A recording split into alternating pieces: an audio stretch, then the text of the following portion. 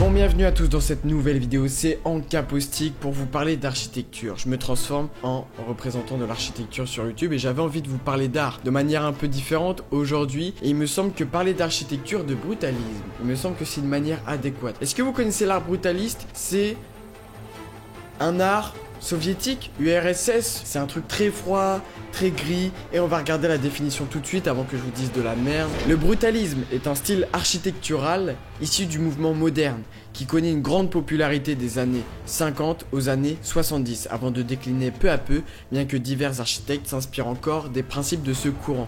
Il se distingue notamment par la répétition de certains éléments comme les fenêtres, par l'absence d'ornement et le caractère brut du béton. Et donc t'as plein de bâtiments comme ça très cubiques, très gris. Je sais pas si vous seriez chaud d'habiter dans des trucs comme ça. Best of. Est-ce qu'il y a des best of? Il y a des mecs peut-être qui regardent des best of d'architecture sur YouTube, qui voient des murs et qui s'étonnent de comment le ciment il est bien fait et qu'il n'y a pas de trou. En vrai, habiter dans une maison comme ça va, il n'y a pas de souci. Et encore que, peut-être qu'au jour le jour, tu t'habitues à l'architecture un peu cubique, grise, et tu finis par te lasser, mais c'est clair que ça c'est un truc de science-fiction. Il y a une volonté souvent de futurisme, de progressisme, de modernité dans ce style architectural, mais j'ai l'impression qu'au bout d'un moment, tu peux te faire chier. Tu rajoutes un peu de verdure pour pallier au côté gris, parce qu'on va avoir d'autres bâtiments juste après qui sont juste gris. C'est des blocs posés en plein milieu de la ville et il n'y a aucune vie, c'est impossible d'habiter là-dedans. Et encore ça va. Et je sais pas, je pense qu'au bout d'un moment tu te fais chier quand même. Mais c'est très beau. Un petit top 10 des bâtiments. Ce qui est fou, c'est que c'est quand même un art qui compte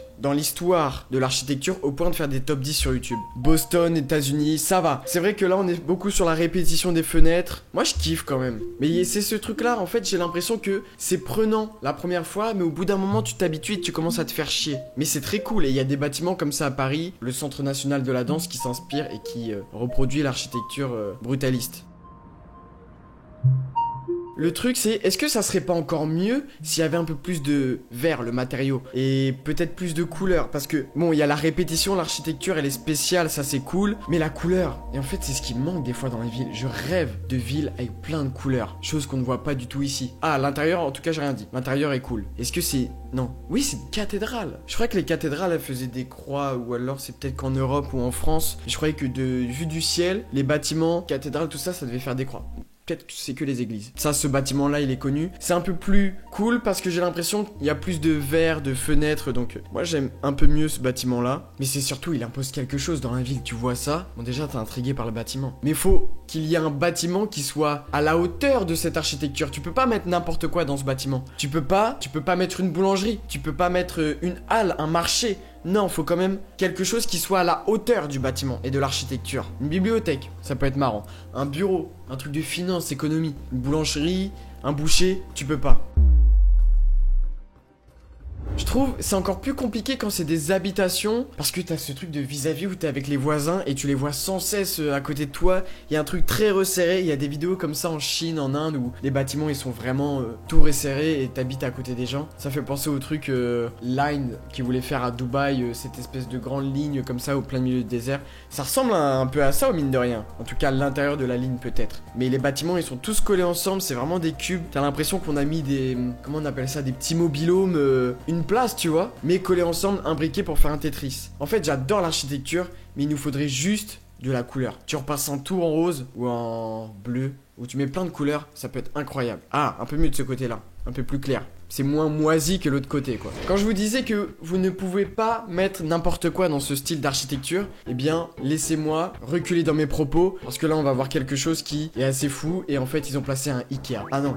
En fait, c'est un hôtel. Mais pourquoi il y a un panneau Ikea? Moi, j'ai rien compris. Parce qu'un Ikea là-dedans, c'est un peu contre-productif. C'est pas le style d'architecture d'Ikea. Le Ikea est à côté. Ma faute. C'est clair que si t'avais foutu des tables, des armoires à acheter, des kits dans un bâtiment comme ça, non. Ah, voilà, qu'est-ce que je vous disais? Une librairie, une bibliothèque. Là, ça a de la gueule. Là, t'as envie de lire des livres. Parce qu'il y a des bibliothèques municipales, t'as pas envie d'y rentrer. T'as pas envie d'aller chercher ton petit livre, d'avoir ton abonnement, ta petite carte de fidélité. Là-dedans, t'as envie. Et même, je pense que, encore une fois, on est dans un truc de comment tu mets en scène, enfin c'est pas de la mise en scène vraiment, mais tu embellis quelque chose. Mais c'est à dire que c'est comme le cadre qui embellit la toile dans un musée. Et bien là c'est pareil, l'architecture, le bâtiment embellit ce qu'il y a à l'intérieur, la bibliothèque. Peut-être qu'à l'intérieur c'est moche, peut-être qu'il y a des vieilles étagères toutes bleues comme il y avait au CDI au collège. J'espère qu'ils sont allés jusqu'au bout du truc quand même. Ils ne montrent jamais l'intérieur, c'est qu'il y a quelque chose à cacher. sûr et certain. Et peut-être que dans le monde de l'architecture, des gens qui construisent, des artistes qu'il y a derrière toutes ces œuvres, est-ce qu'on peut appeler ça une œuvre? Ouais, c'est des œuvres d'art, c'est l'architecture. Il y a sûrement des débats en mode qu'est-ce qu'on en pense les gars de l'architecture brutalisme en ce moment? Est-ce que c'est aimé? Est-ce que c'est pas à la mode? J'en sais rien. Moi je sais juste que ça m'attrape visuellement et je pense pas qu'il y ait beaucoup d'architecture aussi connue que le brutalisme dans le monde, au point d'en faire une vidéo et des tops, des classements comme ça. C'est cette atmosphère morne, sombre, grisonnante, ça donne pas envie de vivre la vie. Alors que pourtant, le dessin, la forme est sympa et donne envie de rentrer dans le bâtiment. T'as l'impression d'appartenir à une certaine élite, de faire quelque chose de grand, d'important. Et peut-être que c'était ça le propos derrière le brutalisme au début, en 1955. Un peu de couleur, sympa. Ouais, non. Là, j'aime pas. Parce que ça fait sale en fait. Et y a rien de pire. Enfin, je sais pas, si, il y a sûrement des choses pires dans la vie que ça, mais que le béton, le ciment comme ça, moisi, avec de la, j'allais dire des vergetures dessus, mais la végétation, tu sens que c'est moisi, c'est tout vert. Du ciment pas nettoyé, c'est dégueulasse, et on veut pas de ça. On veut pas habiter dans des trucs comme ça. Une sculpture un peu de ce genre-là, on dirait le Mont Rochemort, mais version soviétique. Mais habiter là-dedans, mais mon Dieu. Maximum 3 étages pour habiter avec des gens. Sinon, t'as l'impression de faire un classement, t'as l'impression que c'est le film, comment il s'appelle? Film espagnol. L'ascenseur? Non. Plateforme, la plateforme. Non, c'est juste que la plateforme fait office d'ascenseur. Mais c'est le film La Plateforme, ça ressemblait un peu à ça. En fait, je sais pas pourquoi, mais les habitations, t'as l'impression vraiment d'appartenir à une classe sociale. Pas des plus élevés, pas des plus riches. T'as ce sentiment quand même de groupe d'appartenance parce que t'es avec les gens tout le temps. Tu peux pas les fuir. Y a pas de petit jardin commun où tu viens promener ton chien et tu croises la voisine. T'imagines si tout le monde a un chien dans l'immeuble, sympa à l'intérieur. Ça m'étonnerait que ça soit comme ça partout. Tu vois? Y a ce truc quand même de... ça c'est des images sûrement dans les films. De sentiment de communauté, de classe sociale. Je sais pas comment dire. Futuriste sombre, apocalyptique. Comme on le voit là, c'est surtout beaucoup utilisé. Enfin surtout, non, ça existait quand même. Mais utilisé quand même dans les films de science-fiction pour... ramener une atmosphère post-apocalyptique. Si vous voyez ce que je veux dire. Voilà! Ce béton là, dégueulasse là. Horrible. Mais je sais pas à quoi pense l'architecte quand il dessine les plans de tout ça. Est-ce qu'il se dit que c'est une bonne idée de foutre autant de gens au même endroit? On fait un grand immeuble, beaucoup d'étages, très large. Comme ça vous habitez tous dedans. C'est plus pratique pour regrouper les gens. Comme ça on sait où vous êtes tous au même endroit. On est sûr de pas vous perdre. Mais peut-être vous allez vous perdre dans l'ascenseur et dans les escaliers. Mais au moins vous êtes dans l'immeuble. Parce que si vous avez des maisons dans le quartier, c'est clair, on sait pas où vous habitez.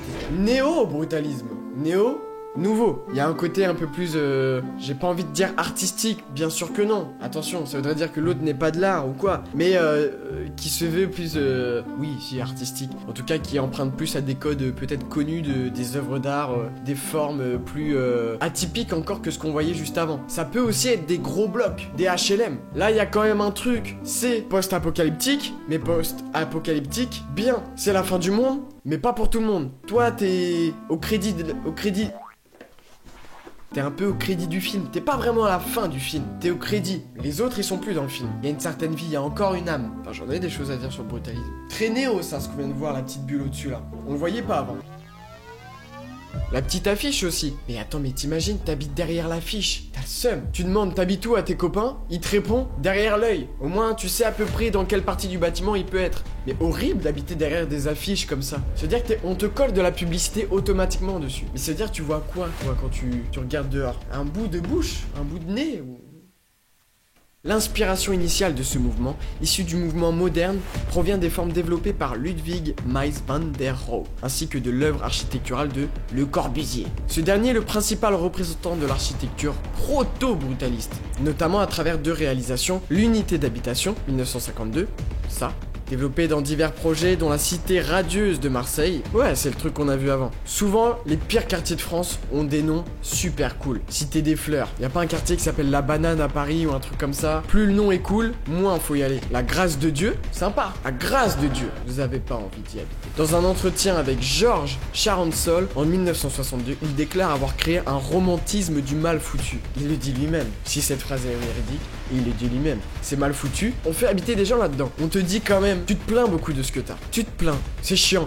Mais t'habites dans la cité radieuse. Et ça, quand même, ça peut être un peu cool. Des bâtiments moches, on en a partout dans toutes les villes. Et vous en avez aussi. Mais ne désespérez pas, vous allez bientôt habiter dans un pavillon à l'extérieur de la ville à 15 minutes dans des cubes blancs. C'est pas du ciment gris, c'est des cubes blancs. Soyez contents quand même. On vous met un peu mieux. On a réagi à 2-3 styles de brutalisme, on dit ce qu'on en pense, voilà. Bon. Vous en pensez quoi? Vous aimez ou pas le brutalisme? On se retrouve bientôt pour une nouvelle vidéo en capostique sur YouTube, sur Insta. Abonnez-vous.